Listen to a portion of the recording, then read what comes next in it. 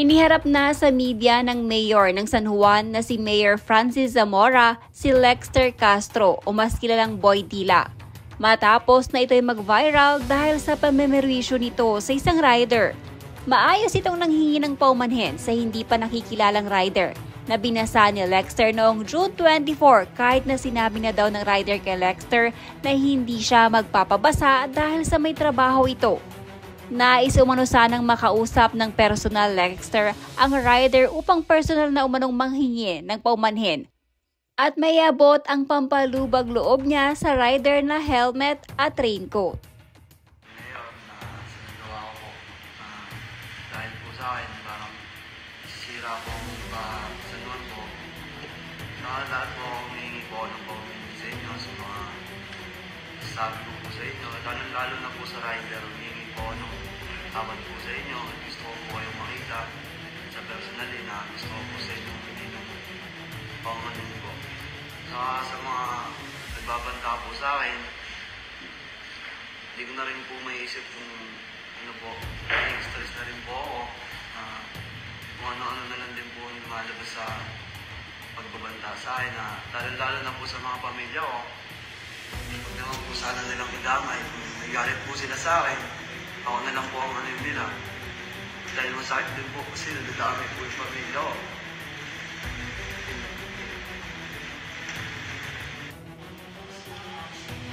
Natutunan ko po,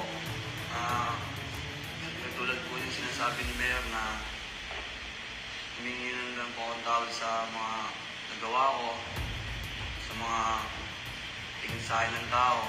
Hindi naman po ako masamang tao, mabait naman po ako. Alam po ng mga ano ko yun.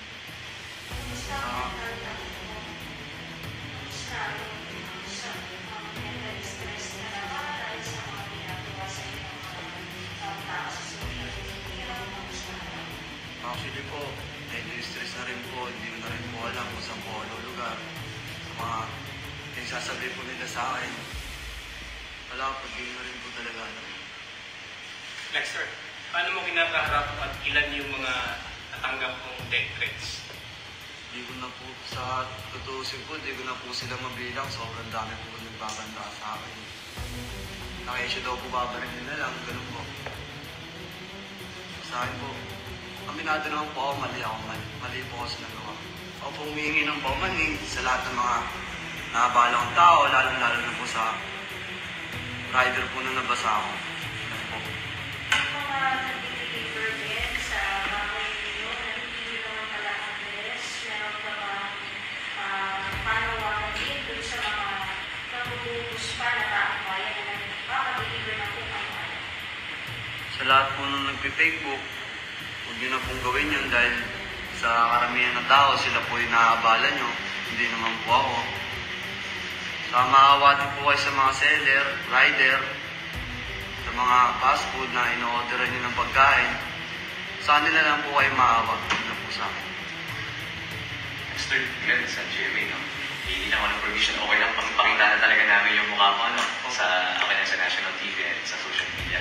Alright. Riley, may nag-aas pa sa yung danyos, yung damage, parang kailangan ko itong bayaran, because of this, because of that, yung mga ganun.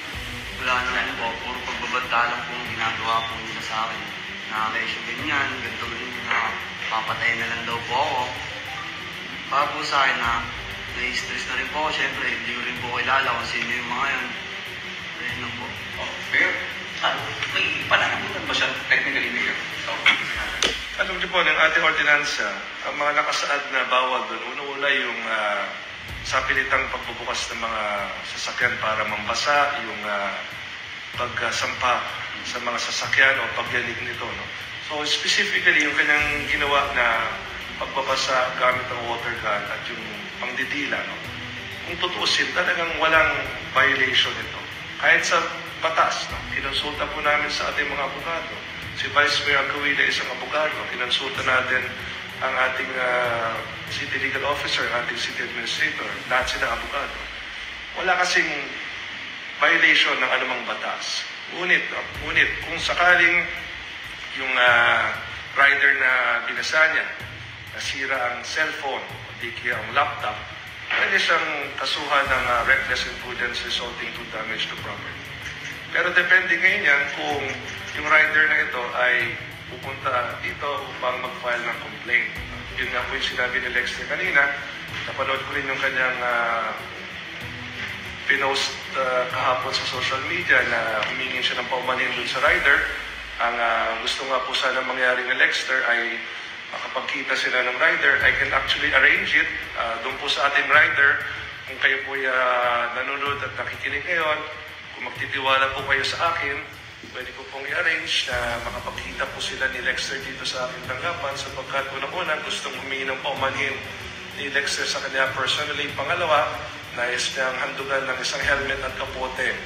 Ito yung kanyang paraan na humingi ng paumanhin dito po sa rider na kanyang binasa.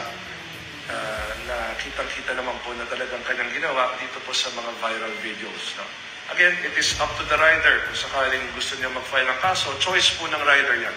Hindi lang yung rider, kung meron pang ibang mga naperwisyo si Lexter, kung ito ay mapapatunayan base sa mga CCTV o sa mga viral videos, option na po yan ng mga taong ito kung mag-file po sila ng kaso. Ngunit kung papagpasihan po natin ang ating ordinansa, wala po siyang bina-violate na anumang provisions po ng ating city ordinance patungkol sa ating pasahan. Mayor, Bante po, hindi po ba mapasok po sa public act na panginis o unjustification? Again, that will require a private complainant. Yun po ang kaibahan dito at yan gusto kong ipaliwanag sa ating mga kaibigan sa media. Ang mga pwedeng i-file na kaso directly ng city government na kahit wala ng complainant ay yung mga nakasaad lamang sa ordinansa. Ngunit pagdating sa unjust vexation or slight physical injuries or damage to property, kailangan po sa ilalim ng batas na merong pong private complainant na pupunta. At ilang araw na ho kaming nananawagan sa publiko na kung meron nga pong mga gusto mag-file ng kaso ay pumunta rito.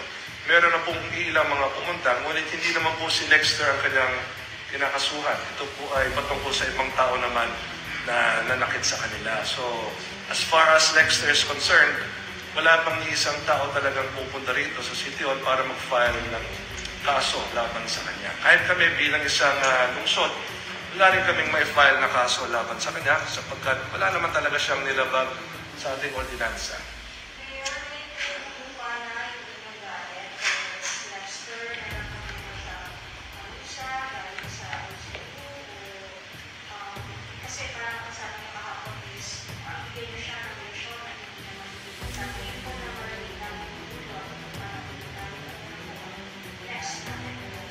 Alam niyo po, para sa akin, ang leksyon na hindi niya makakalimutan ay yung ngayon ay natuto siyang maging mapagkumbaba.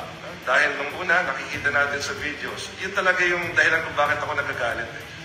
Kumbaga, kumalat ang mga videos, no?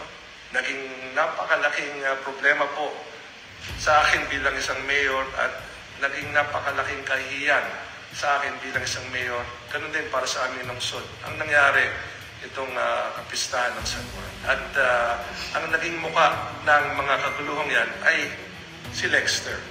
At hindi ko siya nakitaan ng anumang remorse o pagsisisi.